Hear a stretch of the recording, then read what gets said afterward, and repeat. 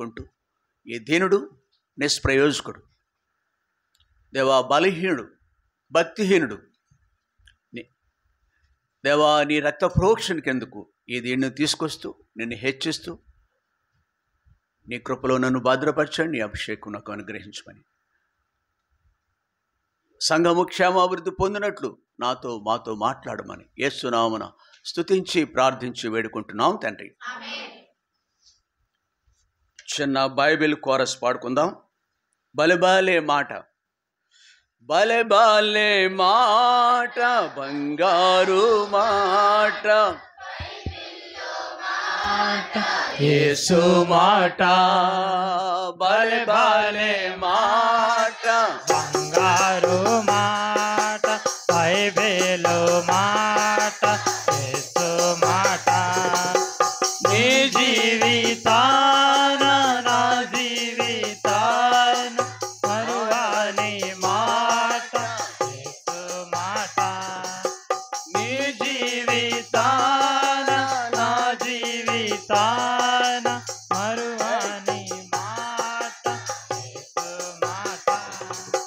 బలే బలే మాట, బంగారు మాట, బైబిలు మాట, యేసు మాట. బలే బలే మాట, బంగారు మాట, బైబిలు మాట, యేసు మాట.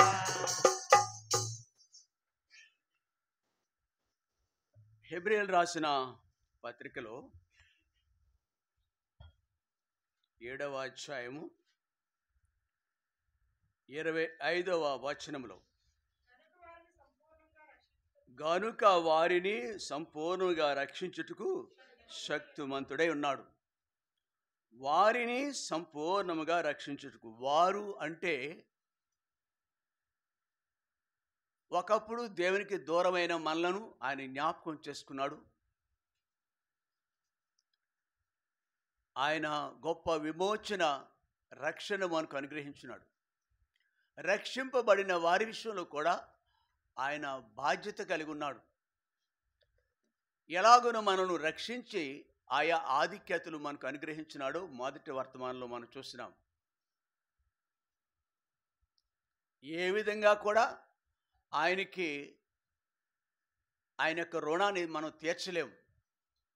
వారి ప్రాణ విమోచన ధనము బహు గొప్పది, అది అన్నిటికీ తీరక లేక తీర్చలేము. అది అట్లా ఉండవలసిందే. భౌతికమైన తల్లిదండ్రుల విషయంలోనే కూతుర్లు కొడుకులు ఎంత భయంకరంగా ఉంటారో, వాళ్ళ పిల్లలు అంతే.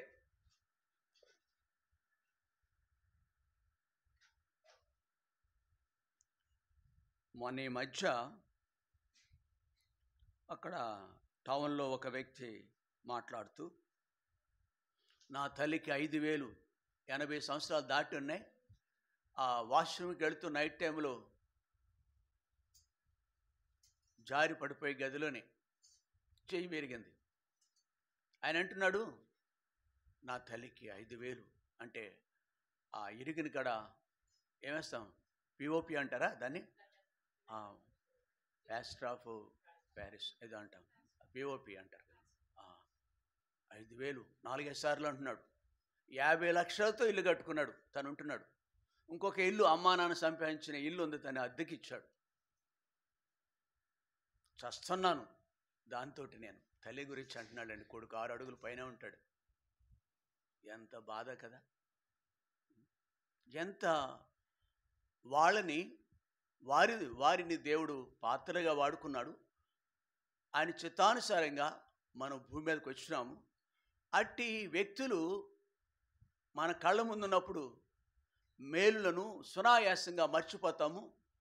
తనేదో వస్తా తెచ్చినట్టుగా, వస్తా మనం ఎక్కడి నుంచో తెచ్చినట్టుగా వారి దగ్గర ఉన్న డబ్బును ఆ సొంత రక్తాన్ని పంచిన ఆమె విషయంలో ఎంతో దోచిపెట్టేస్తున్నట్టుగా ఫీల్ అయిపోతాడు. అట్లాంటి దౌర్భాగ్యమైన లోకం. ప్రియ సహోదరి, దేవుడు ఎంత చేశాడండి? 1 సెంటు 2 సెంట్లు 10 సెంట్ల స్థలం ఉంటుంది నీకు నాకు, ఇళ్ళ స్థలం.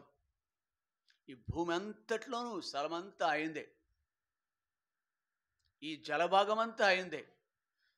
ఈ భూమి కింద సముద్రంలోనూ ఉన్న వజ్రాలు వైడూర్యాలు బంగారం ఇదంతా ఆయనే. మనకు కావాలని కొంచెం కొద్దిపాటిది ఆయన ఇచ్చే దాంట్లో కొద్దిపాటిది మనకు కలిగి ఉంటాం. ఇంట్లో ఉన్న కేజీల లెక్కన ఇక్కడ ఉన్న వాళ్ళు చెప్పులను కూడా బంగారంతో మెరుగు పోత పోయిస్తారు. చాటలు కూడా, ఇంట్లో చాటలు ఉంటాయి కదా, ఎక్కడుంటాయి? వంటగదులు, బెడ్రూమ్లో ఉండవు. ఆ చాటలను కూడా బంగారు పోత పోయించిన ఏదో మనం పేపర్లో చదువుతాం, పేర్లు చెప్పట్లేదు మీకు. దేవుడికి అక్కర్లేదు, కానీ దేవుడికి కూడా తాపడాలు. ఏం తాపడాలు? రేకుల యొక్క తాపడం.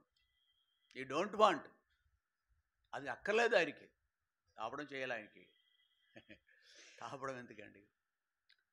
ప్రియుడా, ఇట్టి మేలులు సమస్తము మనల్ని ఏలికలుగా చేశాడు, ప్రభువుగా చేశాడు. మన భయంతో సింహము, ఎలుగు వంటి పులులు అన్నీ కూడా మనకు లోబడాలి. అవన్నీ నీకు లోబడతాయని చెప్పాడు. మనుషుడు ఎప్పుడైతే దేవునికి అవిధేయుడయ్యాడో వాటికి మనం భయపడుతున్నాము వాటికి లేదు.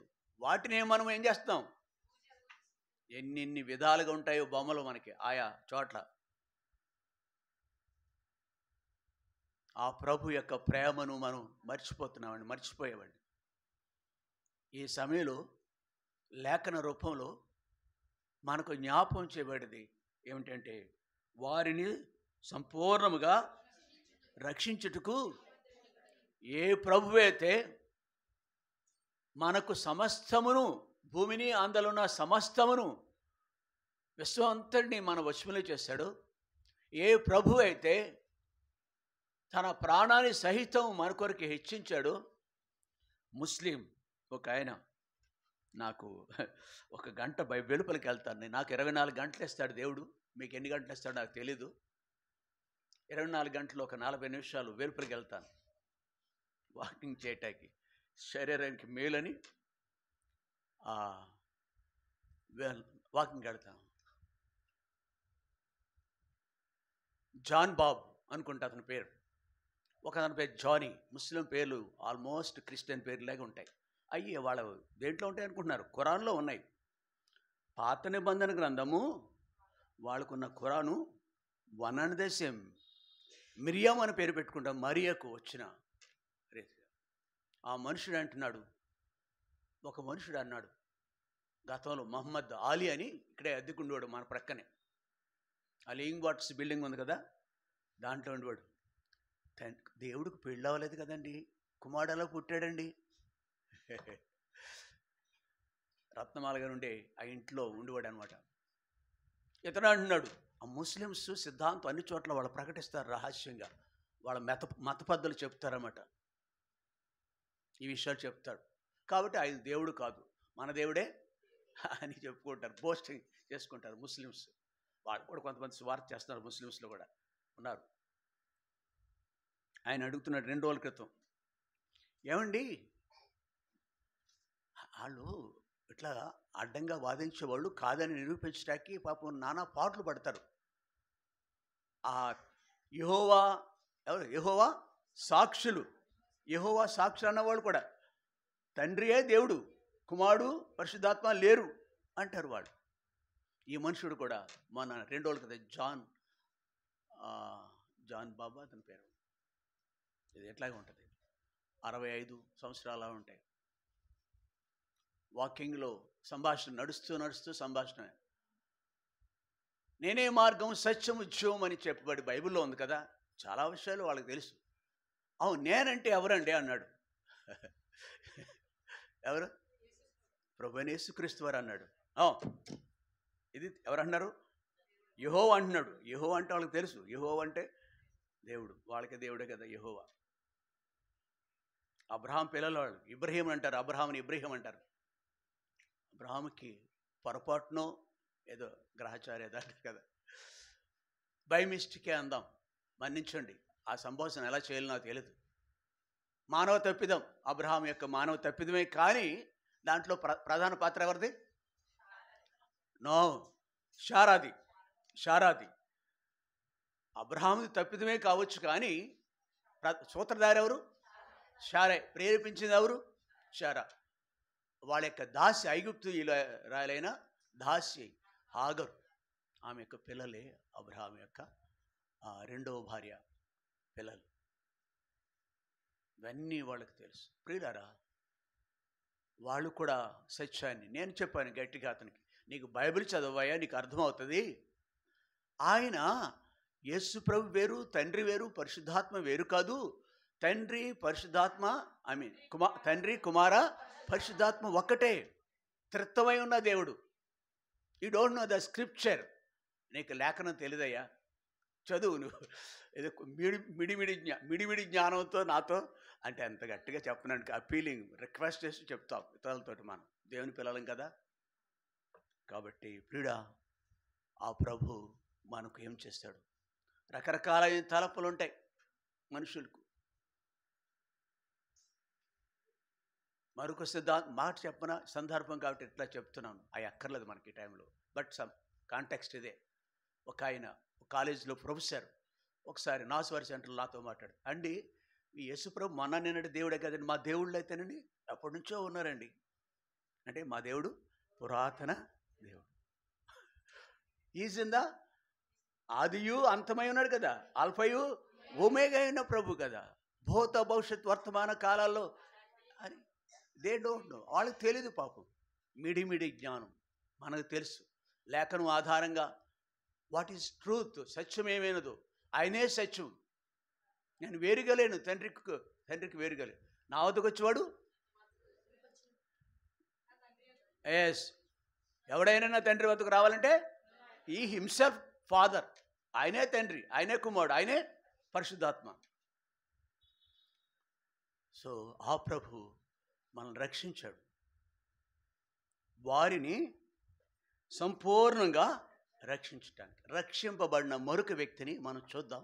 ఆయన యొక్క జీవితంలో ఆయన ఎలాగున నడిపించాడు. దానియేలు గ్రంథము మొదటి అధ్యాయం.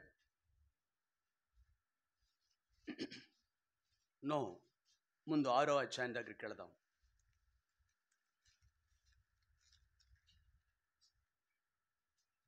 6వ అధ్యాయం 1-2 వచనాలు అందరం కలిసి చదువుకుందాం.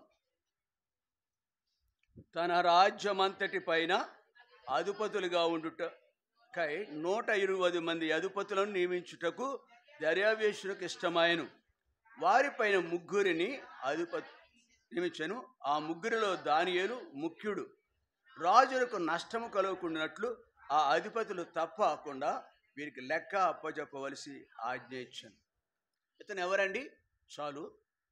ఇక్కడ ఉన్న వ్యక్తి ఒక రాజ్యములో, ఈ రాజ్యం ఏంటి? ఈ రాజ్యం పేరు బబులోను దేశమే. దానికే మరొక పేరు పారసీకుల దేశము లేక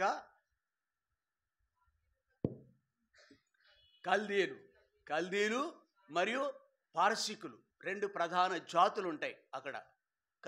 కల్దీల దేశము లేక పారసీకుల దేశం. వివిధ ఆయా కాలంలో ఆయా రాజులు పాలించారు.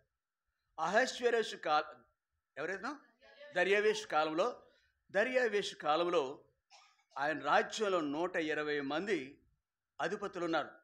వారందరి మీద 120 మంది అధిపతులు, పెద్ద గొప్ప వ్యక్తులు అంటే మినిస్టర్స్ అందాం. వారిపైన 3 నియమించాడు. వారిపైన 3 ప్రధానులుగా నియమించాడు. ఆ 3లో దానియేలు ముఖ్యుడు. ఈ దానియేలు మొదటి అధ్యాయం దగ్గరికి వెళితే ఎవరంటే, మొదటి అధ్యాయం 3వ వచనం.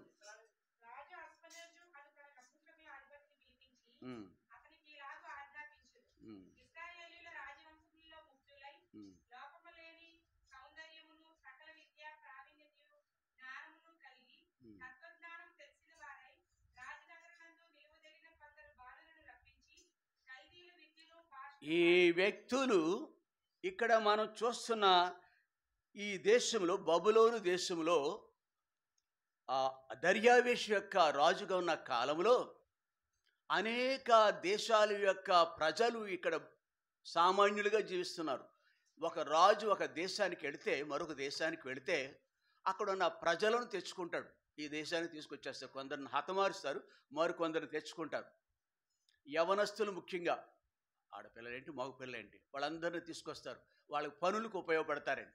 కొన్ని కుటుంబాలు కూడా అలాగే ఇతర దేశమైన 127 సంస్థానాలను రాయబడిందా? ఎక్కడ? ఎస్తేరు గ్రంథంలో. ఎక్కడి నుంచి ఎక్కడి వరకు ఉంది? హిందూ దేశం మొదలుకొని కూషు దేశం వరకు. కూషు దేశం అంటే ఈజిప్ట్, ఐగుప్తు, ఆఫ్రికా కాదు, ఐగుప్తు. పుట్నోట్లో చూడు, వెళ్ళి పుట్నోటు చూడు. కాబట్టి అంటే మన దగ్గర వాదం, దాన్ని ఏమంటారు, పిడివాదం అంటాం. కొన్నిసార్లు కొంచెం అవునా అని చూడాలి, మనం ఆలోచించాలి. సరే, ఇక్కడ అమ్మా ఆ 127 దేశముల యొక్క ప్రజలు అక్కడ ఉండేవారు, ఉన్నారు. అక్కడ 120 మంది ప్రధానులు అందాం, లేకపోతే ఉన్నతమైన స్థానాలు కలిగిన వాళ్ళు, మంత్రులు అందాం, ఉన్నతమైన స్థానాలు 120 మంది. వారి అందరి మీద ముగ్గురు ప్రధానులు. వారిలో ముఖ్యమైన వాడు అంటే రాజు దర్యావేషు కదా. దర్యావేషు తదుపరి స్థానం ఎవరిదంటే ఒక ముఖ్యమైన ప్రధాని. ఎవరు అతని పేరు? How he became the prime minister of the Babylon. బానిసగా వచ్చిన మనుషులు బట్ట ఉండదు, భోజనం ఉండదు, ఇల్లు ఉండదు, వాళ్ళకి సరైనగా ఉండవు, ఏదో చింపిరి గుడ్డలు ఉంటాయి.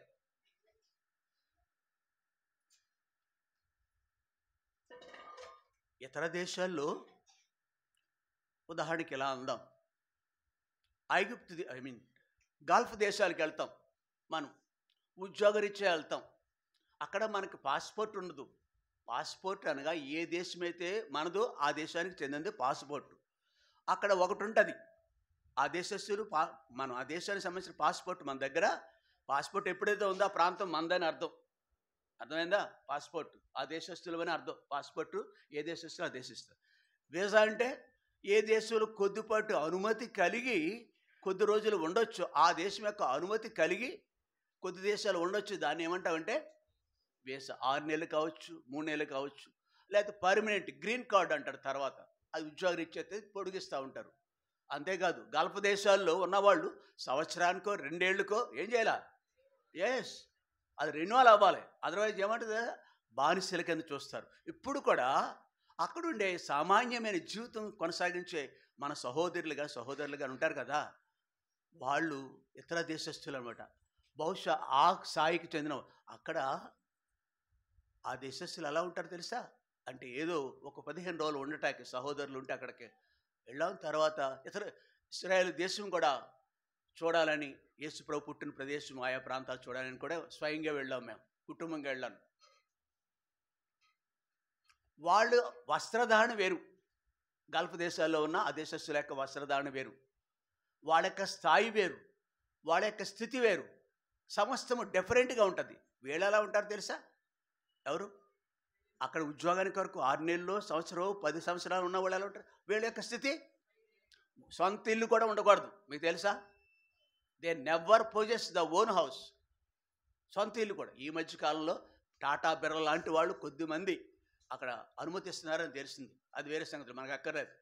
ప్రియులారా, అలాంటి దేశం మన దేశస్తులు గల్ఫ్ దేశం వెళ్తే ఎంత సామాన్యంగా ఉంటారో అంతకంటే అల్పమైనది బానిసలుగా ఉన్నవాడు. అట్లాంటి వారిలో ఈ వ్యక్తి. కానీ ఇంకొక ప్రత్యేకత ఉంది ఈ వ్యక్తులకి ఇక్కడ. ఎవరు చదువు చెప్పారు? ఇశ్రాయేల్లో రాజవంశంలో ముఖ్యులైన లోపము లేని సౌందర్యమును కల, విద్యా ప్రవీణతయు జ్ఞానము కలిగి తత్వజ్ఞానము కలిగిన వారే. అట్లాంటి వీళ్ళు సామాన్యులు కాదు. దే ఆర్ ద వారసు, రాజు యొక్క బిడ్డలను బట్టి వీళ్ళు రాజు బిడ్డలు, రాజవంశంలో పుట్టిన వాళ్ళు. వాళ్ళకి కావాలి. వాళ్ళు ఎలాంటి వారే కావాలంటే చదువు మొదటి నుంచి. వాళ్ళలో ముఖ్యులై ఉండాలి. రాజ్యవంశులో ముఖ్యులై ఉండాలి. లోపము లేని సౌందర్యమును సకల విద్య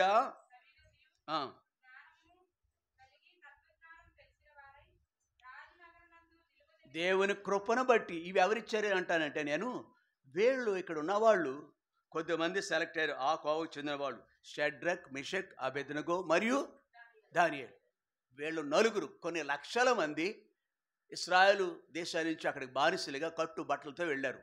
వారు అక్కడ రాజుకు ఒక ఆలోచన వచ్చింది. ఆయా దేశాలు వాళ్ళు ఉన్నారు కదా, 127 దేశస్తులు ఉన్నారు కదా, సంస్థానాలు ఉన్నాయి కదా. వారిలో ముఖ్యమైన వాళ్ళు ఇతర దేశస్తులను కూడా అలాగే రిక్రూట్ చేసుకుని ఉంటాడు. దేనికి? ఉద్యోగానికి. రాజు యొక్క కొలువులో ఉద్యోగం చేయటానికి వాళ్ళని రిక్రూట్ అంటే తెలుగులో ఏమంటారు, తీసుకున్నారు, ఎన్నిక చేస్తున్నారు.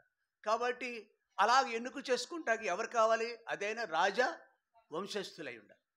అంతేకాదు ఇంకా చాలా క్వాలిఫికేషన్స్ ఉండాలి. ప్రియులారా, ఆ కోవకు చెందిన వారు నలుగురు ఉన్నారు. ఇప్పుడు ఎక్కడున్నారో తెలిసేవాళ్ళు ఎక్కడికి వెళ్ళారు? వారు రాజనగరు నందు నిలువదగిన కొందరు బాలురు. ఇప్పుడు రాజంతా వాళ్ళు బారిసలుగా ఈ దేశానికి వచ్చిన వారు ఒక రోజున అద్భుతమైన రీతిగా రాజనగర్లోకి వెళ్ళిపోయారు. అంటే కోట ఉంటుంది, కోట చుట్టూ పెద్ద ఎత్తైన ఆ గోడలు ఉంటాయి. ఎందుకు మీరు ఇక్కడ ఉన్నవాళ్ళు ఢిల్లీ ఎంతమంది వెళ్ళారు? రాష్ట్రపతి యొక్క ఆ యొక్క భవనం, ఆయన చుట్టూ ఆ రాష్ట్రపతి సంబంధించిన తోటలుగా పిలబడతాయి. గులాబీ తోటలు, 10 రకాల పువ్వులు, లేకపోతే ఎన్ని రకాల ప్రపంచం అన్నీ అక్కడ ఉంటాయి. ఆఫ్టర్ ఆల్ ప్రజాస్వామ్యయుతంగా ఒక రాష్ట్రపతికి అంత ఆధిక్యత అయితే రాజుకి ఇంకా గొప్ప ఆధిక్యతలు ఉండేవి ఆ దినాల్లో. అట్లాంటి ఆధిక్యత కలిగిన ఒక కోటలో రాజంతఃపురం ఉంటుంది. ఆ అంతఃపురంలో వీళ్ళు నివసించే ఆధిక్యత కలిగి ఉన్నారు. ఒకటి, వాళ్ళు దేవుని యొక్క బిడ్డలు, రక్షింపబడిన వాళ్ళు, దేవునికి తమను తాము దేవుని యందు విశ్వాసము. రెండోది, దేవుని యందు భయభక్తులు గలవాళ్ళు. దేవుని యందు ఈ 2 లక్షణాలు బట్టి వాళ్ళు దేవుని పిల్లలు. వారిని ఏం చదువుకున్నామని? వారిని సంపూర్ణంగా రక్షించుటకు ఆ దేవుడు వీరి మీద దృష్టి ఉంచాడు కనుక వీరు సామాన్యుడిగా ఊరు వేలుపడ. నిన్నటి దినాన్ని కూడా మీటింగ్లో సహోదరుడి యొక్క మీటింగ్లో మనం చూసాం. నిన్నటి పగల మీటింగ్లో బూదిగంత కొనలో ఉండి పిలుచుకొని పట్టుకునే ఉందా? మరి ఆ మాట చెప్పట్లేదు. పిలిచినాడు. చదువు. బూది అంతమును నేను పట్టుకొని దాని కొన నుండి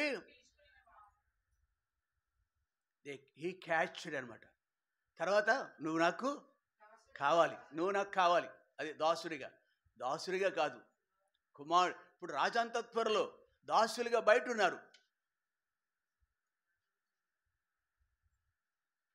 దేవుడు వారితో ఉన్నాడు గనుక వారిని బూదిగంత కొనల్లో ఎక్కడో ఉన్న మనుషులను వెతికినాడు. ఆశ్చర్యకరంగా తిరిగి రాజు యొక్క అంతఃపురంలోకి తీసుకొచ్చాడు. ఇది దేవుడు చేసే మేలు. దేవుని యందు భయభక్తులు గల వారిని దేవుడు సదాకాలం చూస్తూ ఉంటాడు. దేవుని యొక్క కనుదృష్టి లోకమంతయు సంచరిస్తుంది. ఆయన తీసుకెళ్ళి హెచ్చించి రాజాంతఃపురంలోకి తీసుకొచ్చాడు. ఇది దేవుని పిల్లలుగా మనము ఎంతటి అల్పులమో మనకు తెలుసు. అయితే దేవుడు వెతికినాడు, రక్షించినాడు, పిలుచుకున్నాడు. మన బూదిగంత కొనలోంచి పిలుచుకున్నాడు, ఆయన పిల్లలుగా చేసుకున్నాడు. ఇప్పుడు మనల్ని ఏం చేశారు తెలుసా? ఆ ఇశ్రాయేలు అయితే రాజవంశం, మనం రాజులైన ఆ కృపకు, అట్టి ఆధిక్యతకు దేవుడు మనల్ని కూడా చేశాడు. అయితే దేవుని యొక్క మార్గాల్లో ఎప్పుడూ కూడా ఒకే రీతిగా మన జీవితాలు ఉండవు. ఒక దినములో రాత్రి పగలు ఎంత సహజమో దేవుని పిల్లల యొక్క జీవితాలు కూడా అలాగే ఉంటాయి. నువ్వు ఏ స్థితి కలిగిన వాడమైనా కానీ. దావీదు ఎంత గొప్ప భక్తుడు, దేవునికి ఇష్టడు. దావీదు అంటాడంటే ఒక రోజున ఏమంటాడు? గాఢాంధకారపు లోయలో నేను సంచరించవలసి వచ్చినప్పటికీ ఏంటండి దేవుని పిల్లలకు గాఢాంధకారం ఉంటుందా? నల్ల చొక్కాలు వేసుకోవాలా? అవసరం ఉందా? నల్ల చొక్కాలు దేనికి గుర్తంటే విచారానికి గుర్తు. అంటే అన్నిటినీ త్యజించిన దానికి.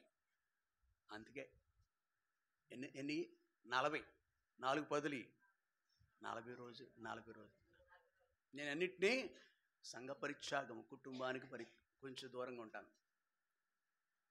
కాబట్టి ప్రియులారా, అలాగున కొద్ది రోజులు కాదు, మనం పూర్తిగా ఆయన యొక్క స్వాస్యంగా చేయబడుతున్నాం. దేవుడు ఆ దృష్టిలో ఉన్న మనలను ఆశ్చర్యకరమితిగా తన యొక్క వెలుగులో తీసుకొచ్చినాడు. ఇప్పుడు మనల్ని ఇక్కడ బిడ్డలను ఆయన రాజాంతత్వంలో తీసుకొచ్చినాడు. అయితే చూడండి ఏం జరిగిందో వారి యొక్క జీవితాలు.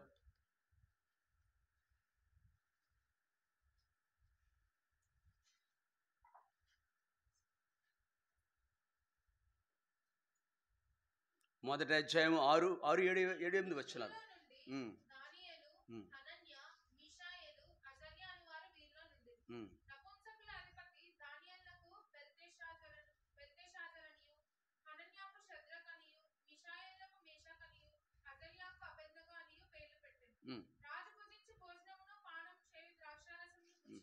చాలు. ఇప్పుడు రెండవ ఆధిక్యత వచ్చిందండి. ఒకటి అంతఃపురంలో ఉన్నారు, రాజుతో కలిసి జీవించే ఆధిక్యత. రెండోది రాజు భుజించే. Is it not special? రాజు భుజించే భోజనం. 19వ వచనం.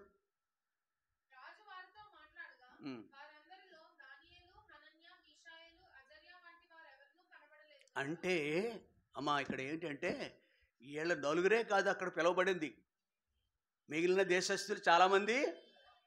కానీ ఏ దేశస్థులు కూడా 127 సంవత్సరాలు కావచ్చు, 120 అని ఉంది కదా అక్కడ మనం చూస్తాం కదా, 120 మంది అధిపతులు ఉన్న ప్రాంతాల్లో ఉన్న వాళ్ళందరూ చాలామందిని రాజు యొక్క అంతఃపురంలోకి ఎన్నికై చేయబడి వచ్చారు. కానీ రాజు యొక్క సముఖమునకి ఎవరు రాజు వారితో మాట్లాడగా వారందరిలో దానియేలు, హనన్యా, మిషాయేలు, అజర్యా గనుక వారు రాజు సముఖమందు ప్రత్యేకింపబడ్డారు. సామాన్యమైన బ్రతుకునండి, రాజంతఃపురము. 2 రాజు భోజనము, రాజు బల్ల మీద భోజనం. 3 రాజుతో ముఖాముఖిగా ఉండే ఆధిక్యత. ఎన్ని మేళ్ళండి, ఎంత సంతోషం, ఎంత అద్భుతం. కానీ అదే తర్వాత నల్లబట్టల గురించి నాకు గుర్తొచ్చింది కదా, అట్లాంటి పరిస్థితులు కూడా దుఃఖానికి సాదృశ్యం కూడా. కొన్ని చాలా స్థలాల్లో నేను చూస్తాను, సేవకులు పాస్టర్లు అంటారులేండి, సేవకులు అంటారు వాళ్ళు. అంటే ఆ డినామినేషన్లో పాస్టర్లు అంటారు.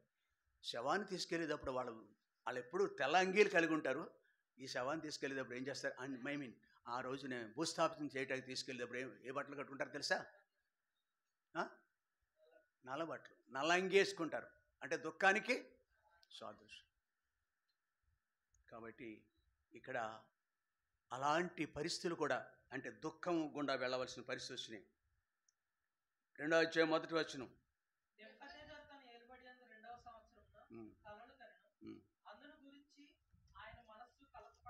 రాజుకు కల వచ్చింది, ఆయన మనసు కాదు. నువ్వు చదివి కరెక్ట్, యు ఆర్ కరెక్ట్. అయితే నేను చెప్పేది ఏంటంటే, రాజు కలగన్నాడు, అతని కలత కలిగింది, మనసు నెమ్మది లేకుండా పోయింది. ఆ రాజు మనసు నెమ్మది లేకుండా పోతే ఎవరికి కావాలి? మిగిలిన వాళ్ళందరికీ కావాలా? దేశాన్ని అందరికి కలత తీసుకొచ్చాడు. దేశాన్ని అందరికీ కలవరపరిచేసాడు. ఎవరు? రాజు. ఇక్కడ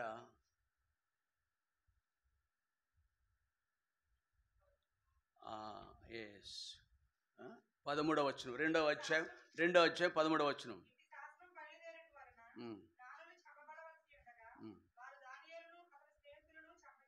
అది ఏం జరిగిందండి? 13వ వచనంలో 2వ అధ్యాయం, ఇట్టి శాసనం బయలుదేరుట వలన జ్ఞానులు సంపబడుచు. వీళ్ళెవరు? జ్ఞానులు. వీళ్ళ గురించి మొదట్లో చూసాం కదా. సకల విద్య ప్రవీణతయు జ్ఞానమును తత్వజ్ఞానమును తెలిసిన వారు. జ్ఞానులు అక్కడ కొద్దిమంది జ్ఞానులు ఉంటే ఆ దేశంలో, ఆయా దేశస్తులు అండి, వారిలో ముఖ్యులు వీళ్ళు. ముఖ్యులు రాయబడి ఉంది కదా, ముఖ్యులు. అయితే ఈ కళ భావం ఎవరు చెప్పలేకపోతున్నారు.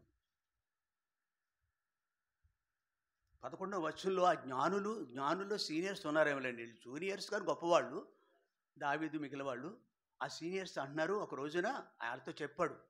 అయ్యా ఏం చెప్పాడు రాజు కళ వస్తే నేను కళ మరిచిపోయినాను, కళను చెప్పాలి, కళ యొక్క దానికి సమాధానం చూడండి 11వ వచనం. ఏంటి, ఏం విచారించాడు, ఏం ఎంక్వైరీ చేస్తున్నాడు? నాకు కళ చెప్పండి. చదువు.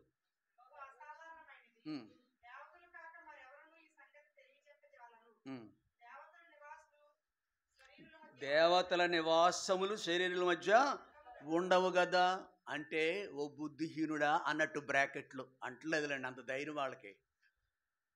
ఏంటయ్యా నువ్వు మాట్లాడేది, మనకు ఒకళ్ళు ఏంటి అంకులు అంత మాట అన్నారేంటి అంటారు కొన్నిసార్లు.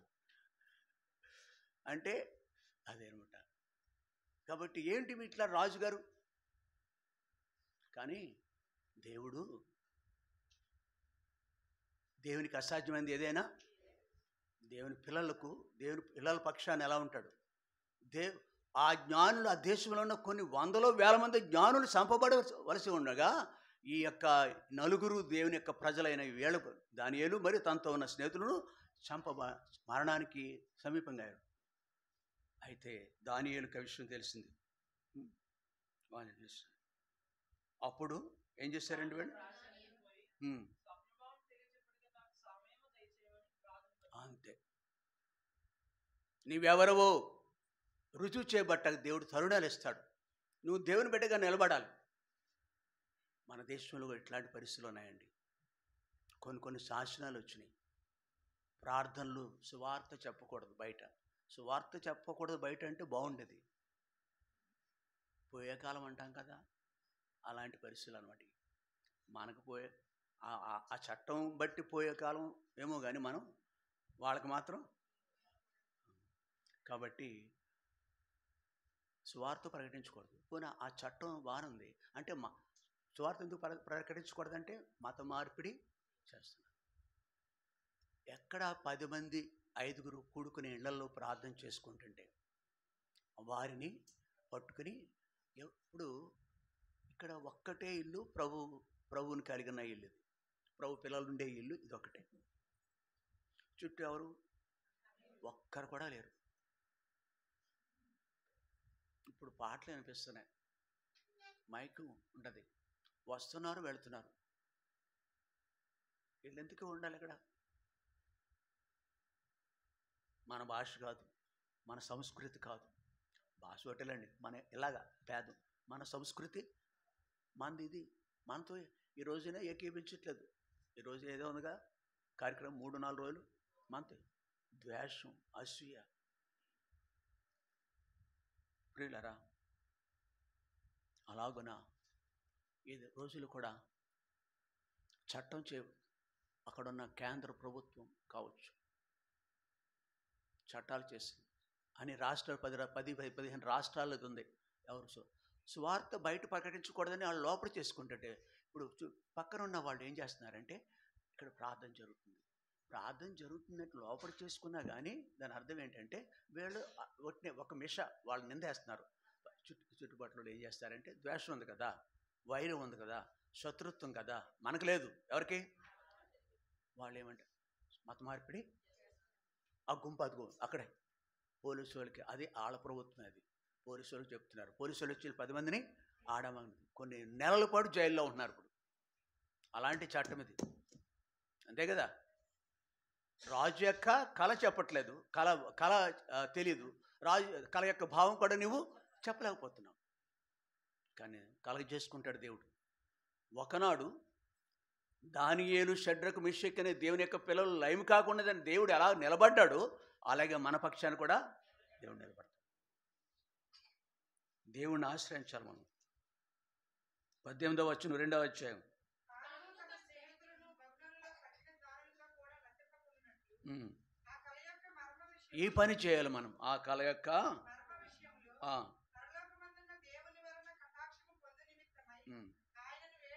We have to bow down. ఆయన పాదాల మీద పడాలి. నీల్ డౌన్ చేద్దాం. అలాగా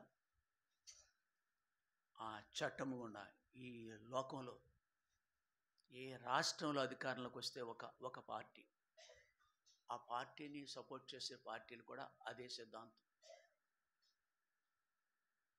ఈ బయటికి వెళ్ళకూడదు యూట్యూబ్లో మెసేజ్. కాబట్టి అక్కడ ఈ చట్టం వచ్చేస్తుంది. వీళ్ళారా అయితే మనం ఏం చేయాలా? దానియేలు వలె 4 గోడల మధ్య ఉండేనా నశించిపోయే వరకు ఒక ప్రార్థన చేయాలి. మనం దేవునికి అంగీకారంగా ఉన్నట్లు కూడా. అందుకే దేవుడు అద్భుతం చేశాడు. ఇక్కడ వాడు ప్రార్థన ఆలకించాడు. ఏం జరిగింది? సరే, ఆయన అద్భుతం దేవుడు ఆయన మాట్లాడినాడు. హోసింతేనే అన్నాడు. కళ ఏమిటో రాజు కనిన కళ. ఆ కళ ఎలాగో రాజును కలవరపరిచింది. రెండింటినీ దేవుడు చెప్పాడండి.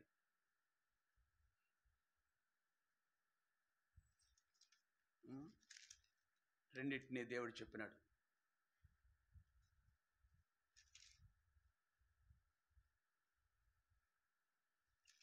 తర్వాత ఏం జరిగిందండి?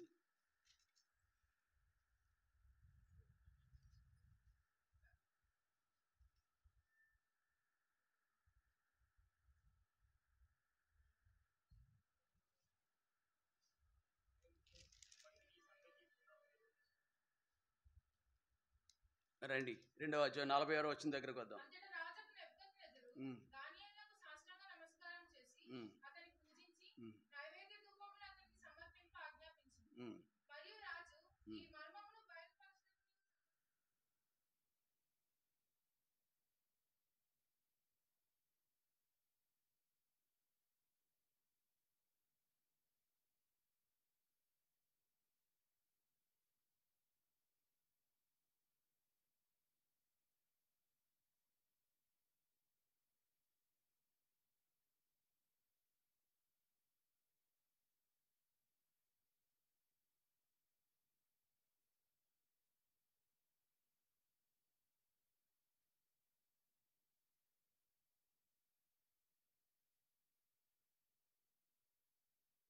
పూజించి నైవేద్యములు ధూపములు అతనికి అతను పూజించడం అతను రాజు హిమ్సెల్ఫ్, కింగ్ హిమ్సెల్ఫ్.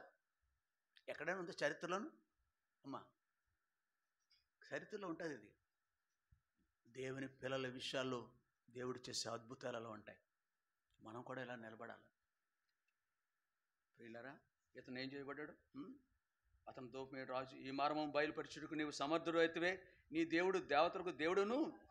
1 మానవ నుండి విడిపించుట, 2 దేశమంతయు ఆయన ఎవరు అంటే దానియేలు దేవుడు ఎవరు అనేది తెలుసుకునుట. ఈ దేవుడు దేవతలకు దేవుడును, రాజులకు ప్రభు లేక రాజులకు రాజు. ఈ మర్మములు బయలుపరిచిన వాడినై ఉన్నాడు. కాబట్టి అమ్మ, ఒక విషయం, మనకి శ్రమ అనేది మనకి మేలుగా ఉంటుంది. దావీదుదే అంటాడు, శ్రమ కలుగకపోరము నేను త్రావు విడిచేదని, ఇప్పుడైతే నేను నీ అంటే దారి తొలగినవాడు దారిలోకి సరైన మార్గంలో, శ్రమలు మనల్ని సరైన మార్గంలో నడిపించడానికి సహాయపడుతుంది. అదే సమయంలో మనం ఎవరు ఇతరులకి తెలుస్తుంది. మన దేవుడు ఎవరు అనేది తెలుస్తుంది. 3వది, మన దేవుని యొక్క గొప్పతనం వాళ్ళందరూ చూస్తారు. ఆ శ్రమల నుంచి తప్పించడం మాత్రమే కాదు, దానియేలుకు ఆ దేవుని కలిగి ఉన్నారు. మీరు పూర్తిగా నీ హృదయం ఇచ్చావా? ఆయననే నీ రక్షకుడు. లోబడ్డామా మనం? ఆది యందు వాక్యమునే, వాక్యం దేవుని వాక్యమే. అమ్మా, ఇలా చూడండి, మీ ఉంగరాల మీద బొమ్మలు ఉంటాయి కదా, అందరూ కలిగి ఉంటారు. ఆయా దేవుళ్ళు బొమ్మలు కలిగి ఉంటారు. మనమేం కలిగి ఉండాలి? సరే, దేవుని యొక్క వాక్యాన్ని, దేవుని యొక్క బొమ్మను కాదు మనకు కలిగి ఉండొచ్చు, దేవుని యొక్క వాక్యము. అందుకే ఇక్కడ మనకు సాధారణం కాదు, బొమ్మలు ఉంటాయి. ఇక్కడ దేవుని బొమ్మ ఉంటుందా? వీ నీడ్ నాట్ హ్యావ్, వాటిని కలిగి ఉండక్కర్లేదు. ఆ సిద్ధాంతం మీద మనం బొమ్మలు పెట్టుకోం. దేవుడంటే వాక్యం, వాక్యమే. సిలువ బొమ్మ అక్కర్లేదు. ఇండ్లు కట్టి సిలువ బొమ్మ వేస్తారు. అవసరమా? నీ మోటార్ సైకిల్ మీద, బండి మీద, కారు మీద సిలువ అవసరమా? ఏం కావాలా? చేతనైతే ధైర్యం ఉంటే వాక్యం రాయించాలి. ఎంత ధైర్యం, ఎంత దమ్ము ఉండాలి దానికి. కాబట్టి అలాగున ఒక వ్యక్తిని బట్టి దేశమంతటికి అంతటి శ్రమ, మాడించవలసిన వాడు మరణం తప్పించడం యెహోవా యొక్క వశము. రాజు కూడా ఏం చేయలేడు, చట్టం చేశాడు తప్ప దాన్ని తప్పించలేడు. కానీ అద్భుతం జరిగింది. 48వ వచనం ఏం చూడండి, వాడి అంతఃపురంలోకి వచ్చాడు. రాజు అంతఃపురంలోకి 2 రాజు భోజనం ఉంది. 3వది ఉండే. కానీ అంటేనే రాత్రి పగళ్ళు వచ్చినాయా లేదా, దానికి చీకటి వచ్చిందా లేదా? జీవితంలో కూడా చీకటి ఒక భాగం. ఉద్యోగం పోద్ది. ఈ రోజుల్లో సాఫ్ట్వేర్ ఉద్యోగాలు పోతాయి. హైదరాబాద్లో కుర్రోడు తెలుసు, 15 సంవత్సరాలు చేశాడు. అమెజాన్ అనేది ఒక వింగా కంపెనీ, అది కంపెనీ పేరు కదా. దాంట్లో 15-20 ఏళ్ళు పనిచేశాడు. ఉద్యోగం తీసి పారేశారు. అనేక వేల మందిని తీసేశారు సాఫ్ట్వేర్ ఇంజనీర్లు. నేను ఇంత కాదు అంత కాదు అనుకుంటాను. ఆయన నీ దేవుడు నమ్ముకోండి, ఉద్యోగం నమ్ముకోవద్దు. ఇంకేం నమ్ముకూడదు? ఎస్, డబ్బు నమ్ముకోకు.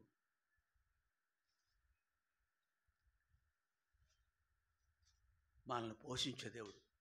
ఉద్యోగాన్ని బట్టి విర్రవేగొద్దు, చదువును బట్టి విర్రవేగొద్దు. మీరు మన ఎదిగే కొలిది బతకాలి. ప్రభు భయం కలిగి ఉండాలి. ప్రభు వాక్యాన్ని చోటు ఇవ్వాలి. ఇలాగ ఉండాలి. ఇది పెద్ద కష్టమా? ఏం పడ్డాడు కష్టం? కొంచెం శ్రమ రావచ్చు, దేవుని కొరకు నిలబడితే శ్రమ రావచ్చు. కాబట్టి దానియేలును బహుగా హెచ్చించి బహుగా హెచ్చించాడు. విశేషణాలు ఉన్నాయి ఇక్కడ. గొప్ప దానం ఇచ్చాడు. మామూలు దానం కాదు. అతనిని బబులోను సంస్థానం అంతటి మీదను he became the king, equal to the king. రాజుతో సమానం. ఎవరైనా ఊహిస్తారు బానిస అలాగవుతాడని? ప్రభువుకి మనం ఎలా ఒక వాక్యం జ్ఞాపకం చేసుకోవచ్చు. ఇప్పుడు మనం రోమపత్రిక 5వ అధ్యాయం 3వ వచనం. రోమ 5:3. శ్రమ ఓర్పును, ఓర్పు పరీక్షను, పరీక్ష నిరీక్షణను. శ్రమను బట్టి ఎవరైనా సంతోషిస్తారా? నా యేసు మార్గమందున వెళ్ళనయత్తమా, గొల్గోత కొండ బాధలు పాలు పొందేదావా, గొల్గోత కొండ బాధలు పాలు పొందే, సిలువను విడను, సిలువను విడను, సిలువను విడను, సిలువను విడను, విడను, సిలువను విడను. తిమోతికి రాసిన 2వ పత్రిక 2వ అధ్యాయం, 2వ పత్రిక. సమయం అయిపోయింది మంది. 2వ అధ్యాయం 11 నుంచి.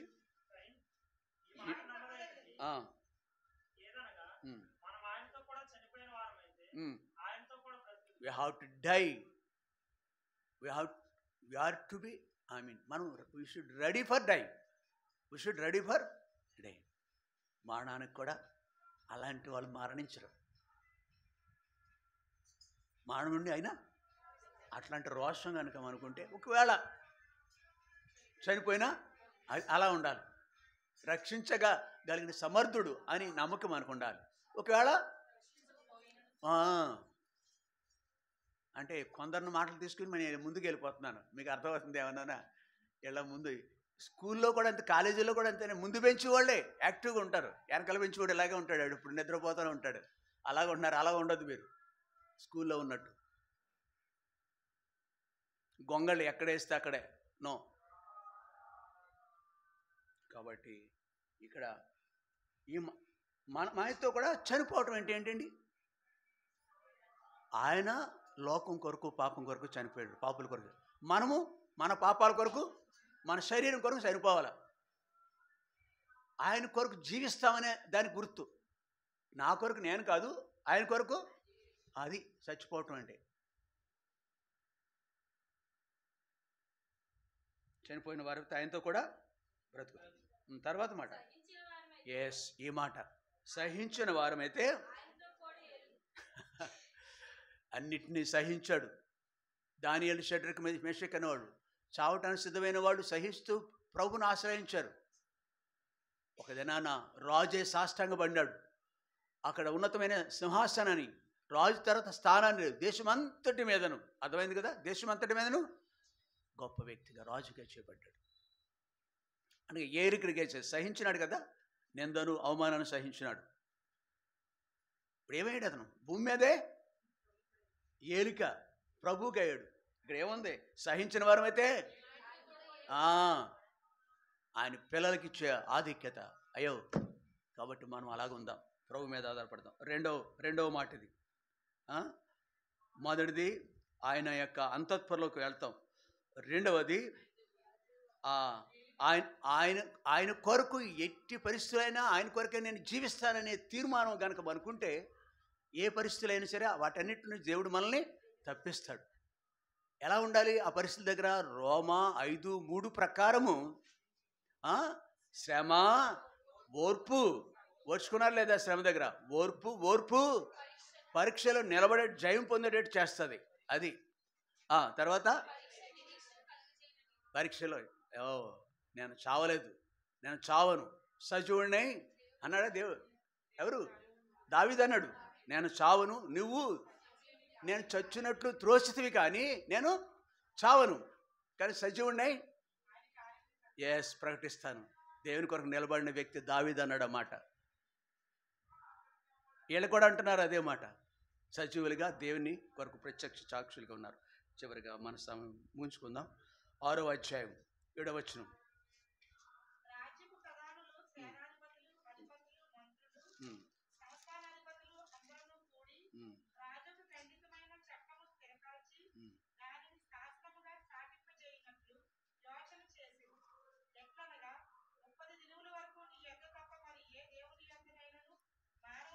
అంటే మనము రాజు ఇప్పుడు దానియేలుని ఎక్కడ చూస్తున్నాము? 2వ అధ్యాయంలోను, 2వ అధ్యాయం 47-48 వచనంలో రాజు స్థానం, సింహాసనం పక్కన మరొక సింహాసనం ఉంటుంది. మనకు టీవీల్లోను, అయ్యా వింటున్నారు కదా ఓపికగా, టీవీల్లోను వాట్సాప్లో కూడా ఒక ముఖ్యమంత్రి ఉన్నాడు అనుకోండి, ప్రధానమంత్రి ఉన్నాడు అనుకోండి, ఆ కుర్చీ లాంటి కుర్చీ మరొకటి ఆ చుట్టుపక్కల మంత్రులకి ఉండదు. డిఫరెంట్గా ఉంటుంది, ప్రత్యేకంగా ఉంటుంది. అర్థమైంది మీకు? కానీ ఇక్కడికి వచ్చేటప్పటికి రాజుతో సమానమైన హోదా ఏమో, ఈక్వల్గా దేశానంతరికి అధిపతి కాబట్టి, ప్రధానమంత్రి కాబట్టి రాజుతో సమానంగా అట్లాంటి సింహాసనమే ఇచ్చి ఉంటాడని నా నమ్మకం. ఇది అలాంటి హోదాలో ఉన్న ఈ యొక్క ఉన్నత స్థానంలో ఉన్న ఈ దానియేలుకు మరొక శోధన వచ్చింది, మరొక బాధ గుండా వెళ్ళవలసి వచ్చింది. ఇక్కడ 6వ అధ్యాయంలో మనం చదువుకున్నాం. తన రాజ్యమంతటి పైన అధిపతులుగా ఉండుటకై 120 మంది అధిపతులను నియమించుట దర్వేషునికి ఇష్టమాయను. వారిపైన 3 ప్రధానులుగా నియమించును. ఆ 3లో దానియేలు 2వ అధ్యాయం నుంచి 6వ అధ్యాయం వరకు ఆయన యొక్క ఎలాగున పాలన చేస్తున్నాడు, జీవితం జీవించాడు అనేది మనకు అర్థమవుతుంది. ఆయనను మరొక ఇరుకు గుండా, మరొక బాధ గుండా, మరొక క్లిష్ట పరిస్థితి గుండా, అగ్నిగుండం గుండా వెళ్ళవలసిన పరిస్థితి ఏర్పడింది. అది 7వ వచనంలో కనిపిస్తుంది. ఏం సంభవించిందండి?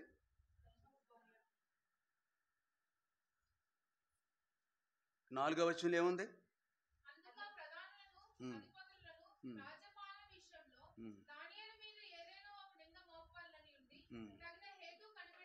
ఎందుచేత?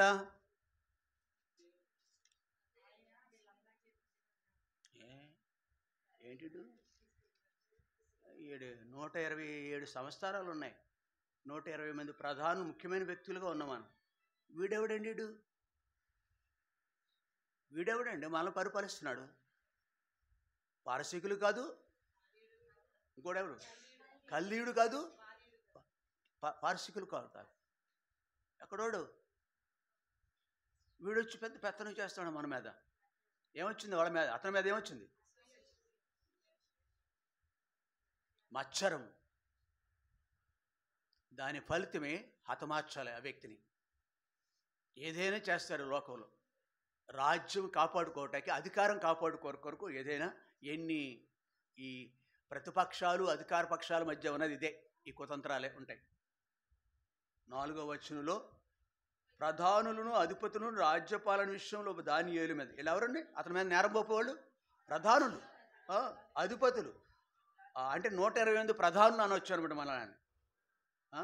రాజ్యపాలన విషయంలో దానియేలు మీద ఏదైనా ఒక నింద మోపు వల్ల నుండి తగిన హేతువు కనిపెట్టుచుండిరి గాని, ఎవరండి ఇతను? యథార్థవంతుడు, నమ్మకమైనవాడు. ఇంకెవరు చెప్పగలరా? ఇంకో మాట, దేవునికి ఎంతమంది ఉన్నారు ఇక్కడ బహుప్రియులు? నేను కాదులేండి. There are so many defects in me. ఇక్కడ చాలా యోగ్యులు ఉండి ఉంటాయి మీలో. ఎప్పుడైతే దేవునికి ఈ యొక్క దానియేలును పోలిన ఈ యొక్క జీవితం ఉంటుందో, దేవుడు మన పక్షాన నిలిచి ఉంటాడండి. దానియేలు నమ్మకస్తుడు కాబట్టి దేవుని విషయంలో అతను దేవుని భక్తి గలవాడు కాబట్టి దేవుని విషయంలో నేరం మోపాలి. కాబట్టి ఇప్పుడు 7వ వచనంలో కుతంత్రం వచ్చింది, వాళ్ళకి ఆలోచన వచ్చింది మధ్యలో నుంచి. ఎట్లా అనగా,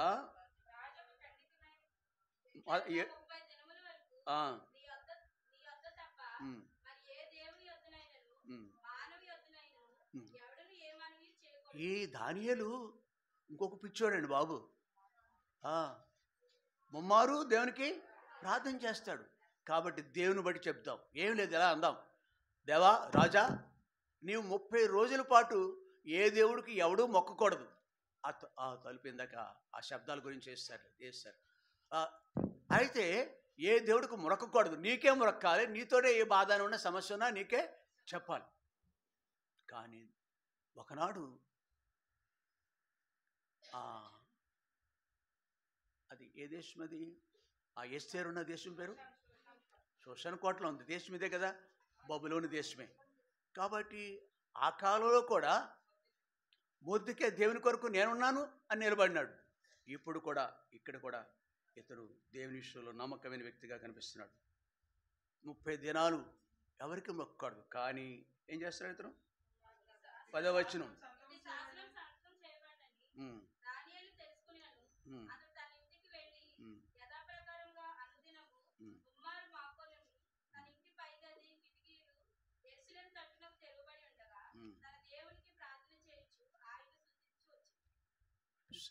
సమస్య వచ్చింది. 30 దినాలు ఎలా ప్రభువా? నిన్ను పూజించకుండా, నేను ఆరాధించకుండా, నీ నామం పేరట మొక్కకుండా, మోకరించకుండా ఎన్ని దినాల నుంచి మీరు మీరు ఇట్లాంటి ప్రార్థన ఉందా? ఈ కోవు చెందిన ప్రార్థన మంది కనీసం ఉదయం సాయంకాలం ఆ నామం పేరట మొక్కుతున్నామా? నేను మొక్కుతాను కానీ మా ఆవిడ నాతో పాటు మోకరించదు, నేను మోకరిస్తాను కానీ. నేను నా భార్య ఉంటాం కానీ నా పిల్లలు,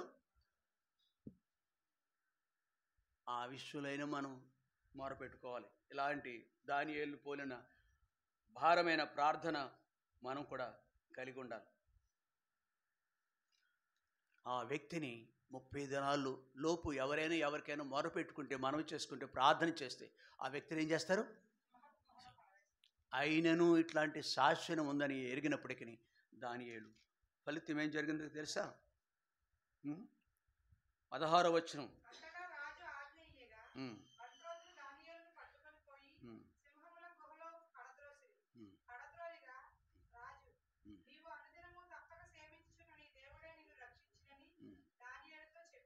చాలండి. రాజుకి దానియేలు మీద ఎట్లాంటి మనసు ఉంది? గొప్ప ప్రధాన స్థానంలో ఉన్నాయి. మంచి హృదయం, ఇతను భయభక్తులు గలవాడు, అన్యాయంగా ఇతన్ని, కానీ ఆ మిగిలిన ప్రధానులను బట్టి ఈ యొక్క చట్టం చేయవలసి వస్తుంది. బాధపడుతున్నాడు. 18వ వచనంలో అంతటి రాజు ఉమ్, ఉమ్, ఉమ్. ఎవరండి? సామాన్యుడైన ఒక దేశపు బానిసత్వం కలిగిన మనుషుడు ఊహించని రీతిగా దైవ భయము కలిగి ఉండడం ద్వారా ఉన్నతమైన స్థానానికి వచ్చినాడు. ఆ వ్యక్తి ఆ రాజు చేసిన చట్టాన్ని బట్టి తప్పదు. దేశంలో ఒక చట్టం చేస్తే చట్ట ప్రకారం చట్టానికి లోబడాలి. కానీ ఒక్కడే లోబడలేదు. ఎందుకు? రాజు యొక్క భయము కంటే దేవుని యొక్క భయము, చట్టాల భయం. పోయే కాలం అన్నాం కదా, మన దేశానికి కూడా ఈ చట్టాలు రానే ఉన్నాయి. ఈ దేశం పేరు కూడా హిందూ దేశం అని పేరు పెడతారు. కొద్ది చట్టం రాబో పార్లమెంట్లో అంటే ఏ రాష్ట్రానికైనా ఇక్కడ. కాబట్టి మీరు ఎప్పుడు కూడా ఆ నామంపేట ప్రార్థనలు చేయకూడదు. ఇంటింటికి వచ్చి చూస్తారేమో వాళ్ళు సీసీటీవీలు, ఆ సీసీ కెమెరాలు వాళ్ళే, మనే కాదు, వాళ్ళు పెట్టారనుకోండి, మనం కూర్చుంటే లేచి నాకు తెలిసిపోతే తెలియవా? Anything possible. అప్పుడు జరగలేదా? ఆ కాలంలో జరిగింది లేదు అక్కడ రాజ్యం అంతట్లో. కానీ దేవుని కొరకు నిలబడిన వ్యక్తి ఒకడైనా ఉన్నాడా? బహుశా ఇందరిలో ఎంతమందిలో ఎవరో ఉన్నారు. ప్రశాంత్ కుమార్ ఏమో ఆ కావు చెందినాడు. ఆ వెనకాల బెంచ్ కూర్చున్న వాళ్ళందరూ ఆ కావు చెందిన వాళ్ళేమో. ప్రభు కొరకు నిలబడదాం. ప్రభు కొరకు నిలబడిన వ్యక్తి విషయంలో రాజు సహితం జాలి పడుతున్నాడు. ఆ రాత్రంతా ఉపవాస ప్రార్థన కూడా చేశాడంట. 20వ వచనంలో నిద్ర పట్టలేదని, నిద్ర లేదు, ఉపవాస ప్రార్థన చేస్తున్నాడు రాజు హిమ్సెల్ఫ్. ఉదయాన్నే పెందలకడం లేచిపోయినాడు. జీవం గల దేవుని సేవకుడు దానియేలు, నిత్యము నీవు సేవించున్న నీ దేవుడు నేను రక్షింపగలిగనా? ఎంత అద్భుతమోనండి. అందుకు దానియేలు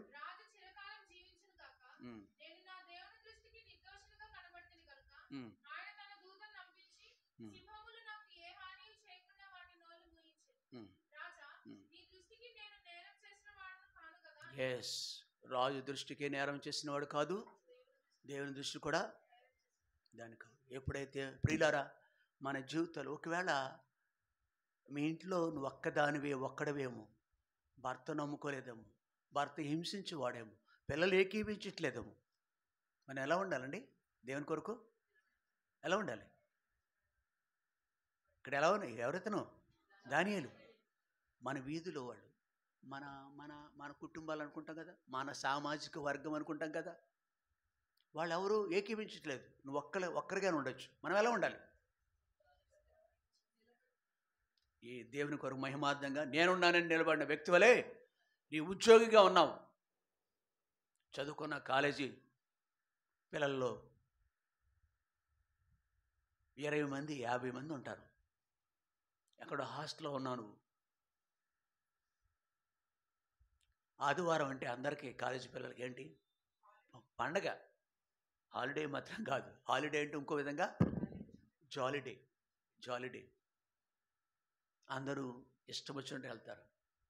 నీవు దేవుని బిడ్డవైతే, రక్షింపబడి ఉంటే ఆదివారం ఎక్కడికి వెళ్ళాలి? అదొకటి చాలు. నిన్ను నీ బ్రతుకుని బాగు చేయటానికి ఇదొకటి చాలు. మనతో ఎవరు ఏకీవించకపోయినప్పటికీ మన విశ్వాసం కాపాడుకోవాలి. దాని ఫలితం ఏంటంటే, అమ్మా దానియేలు జీవితం లాస్ట్గా ఈ మాట చదువుకుంటున్నాం మనం 25 నుండి 27 వరకు.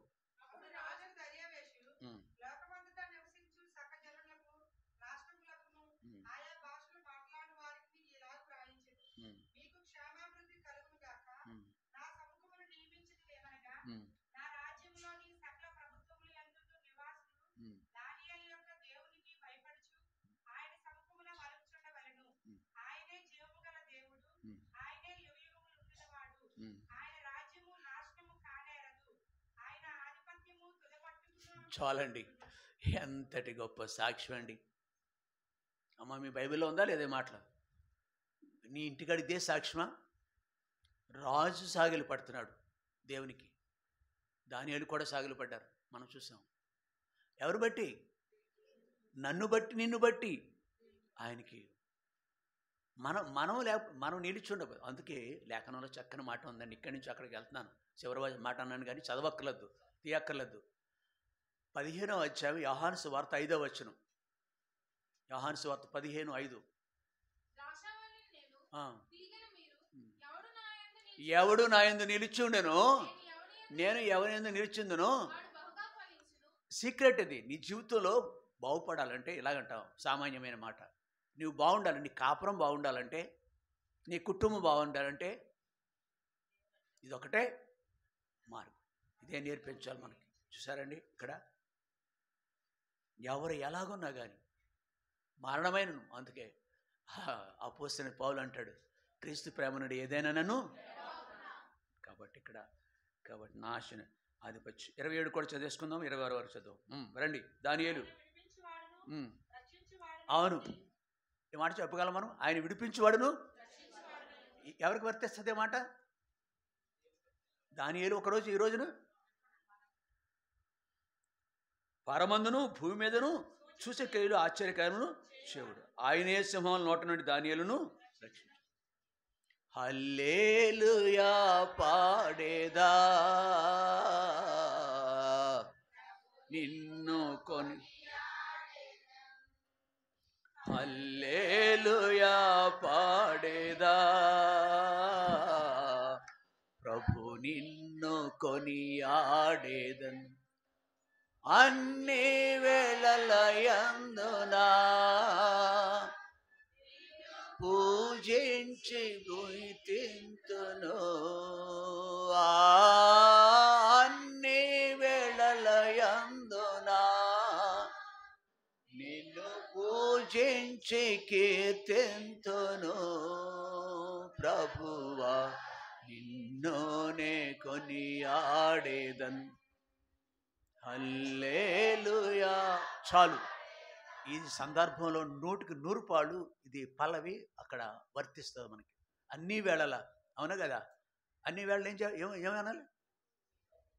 హల్లెలూయా అనాలి. హల్లెలూయా అంటే ఏంటి అర్థం? మహిమ, నా మానమైన నిత్యమైన. మనం ఎన్నిసార్లు చెప్పేవాడు దేవుని స్తోత్రం అంటే హల్లెలూయాని మందిరం అంతా ప్రతిధ్వనిచ్చేసేది మిగిలిన చోట్ల. అయితే మనం చెప్పట్లేదు అలాగా. కానీ మనసు మాత్రం, మనసులో చెప్తున్నాం. చెప్పట్లేదా మీరు? హల్లెలూయా అంటలేదా? కాబట్టి హల్లెలూయా 2024 అంతా కూడా ఈ తీర్మానంతో ఉందాం. అందుకే అంటున్నాడు ఇక్కడ, వారిని సంపూర్ణంగా రక్షించుటకు. ఎవరిని? రక్షింపబడిన మనలను ఆయన సంపూర్ణమైనకి కొద్ది గొప్ప కాదు. ఇంకా అసలు ఎట్లాంటి పరిస్థితుల నుంచి అయినా ఆయన మనల్ని, వారిని సంపూర్ణంగా రక్షించుటకు. ఆ విషయం దానియేలుకి తెలుసు. ఎబ్రీలు రాసిన పత్రికలో మాట పరిశుద్ధాత్మ దేవుడు రాసి పెట్టాడు. ఆయన దేవుడు ఎవరో తెలుసు, శక్తిమంతుడని, సంపూర్ణంగా రక్షించువాడని. ఎబ్రీలు రాసిన పత్రిక 13వ అధ్యాయం 5వ వచనం. ఎబ్రీ 13:5. నేను బైబిల్ మూసేసాను, చదువు. ఏమి లేదా? ఆ భాగం. నిన్ను ఏమాత్రమును విడువను. ఈ మాట ఎక్కడితో తెలిసింది? ద్వితీయోపదేశకాండంలో ఇశ్రాయేలుతో దేవుడు చెప్పిన మాట ఇది. అది ఇక్కడ పరిశుద్ధాత్మ దేవుడు రాసి పెట్టాడు అంతే. పౌలు జ్ఞాపకం చేస్తున్నాడు మనకి, గ్రంథకర్త. నిన్ను ఏమాత్రమును విడువను, నిన్ను ఎన్నడను. అందుకే యెషయా గ్రంథంలో మరో మాట ఉంటుంది. ఒకని తల్లి వానిని ఒకని ఆ చదువు, ఆ భాగం.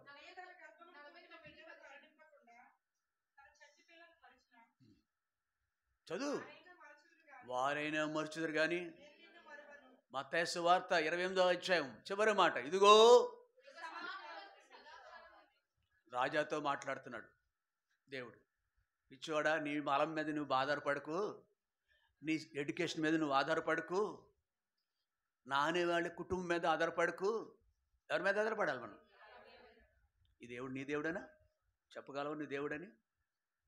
నానాజీ, ప్రసాద్, యవన బిడ్డలందరూ పూర్తిగా ఎస్ హియర్ ఆఫ్టర్ వర్డ్స్, ఇక నుండి నేను దేవుని బిడ్డగా అని చెప్పాలి. నూతన సంవత్సరంలో తీర్మానం కలిగి ప్రభు కొరకు మీ హృదయాలు అప్పగించుకోండి. బలలో పాలు పొందాం.